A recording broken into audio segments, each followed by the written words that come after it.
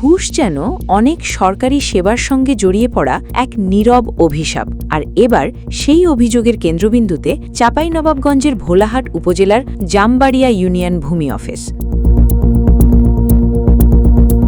সামাজিক যোগাযোগ মাধ্যমে ছড়িয়ে পড়া একটি ভিডিওতে দেখা যায় ইউনিয়ন ভূমি সহকারী কর্মকর্তা তহসিলদার মোহাম্মদ মুফিজুল ইসলাম অফিস কক্ষে বসে এক সেবাগ্রহীতার কাছ থেকে নগদ টাকা গ্রহণ করছেন।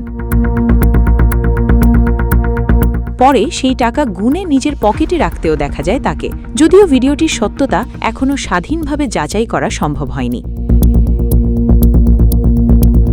ভিডিওতে আরও দাবি করা হয় কাগজপত্র ঠিক থাকলেও নামজারি বা খারিজ করতে নেওয়া হয় ৬,০০০ টাকা। এছাড়া বিভিন্ন ধরনের ভূমি সংক্রান্ত সেবার জন্য ২০০ টাকা থেকে শুরু করে ৫,০০০ টাকা পর্যন্ত অতিরিক্ত অর্থ নেওয়ার অভিযোগও উঠে এসেছে। ভুক্তভোগী শফিকুল ইসলাম অভিযোগ করেন একটি দলিলের খারিজের জন্য তার কাছে ৬,০০০ টাকা এবং দুটি দলিলের জন্য ৯,০০০ টাকা দাবি করা হয়। উপায়ান্তর না দেখে তিনি সেই অর্থ দিতে বাধ্য হন বলেও জানান।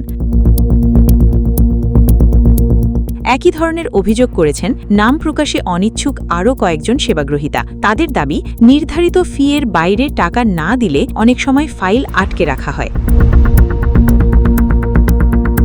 অভিযোগের বিষয়ে জানতে চাইলে তহসিলদার মোহাম্মদ মফিজুল ইসলাম কোনো মন্তব্য না করে উপজেলা নির্বাহী কর্মকর্তার সঙ্গে যোগাযোগ করার পরামর্শ দেন। অন্যদিকে ভোলাহাট উপজেলা নির্বাহী কর্মকর্তা মোহাম্মদ নাহিদ হোসেন জানান ভাইরাল ভিডিওটি প্রাথমিকভাবে তদন্ত করা হচ্ছে। সংশ্লিষ্টদের বক্তব্য নিয়ে সত্যতা যাচাই করা হবে এবং অভিযোগ প্রমাণিত হলে দায়ীদের বিরুদ্ধে কঠোর আইনানুগ ব্যবস্থা গ্রহণ করা হবে।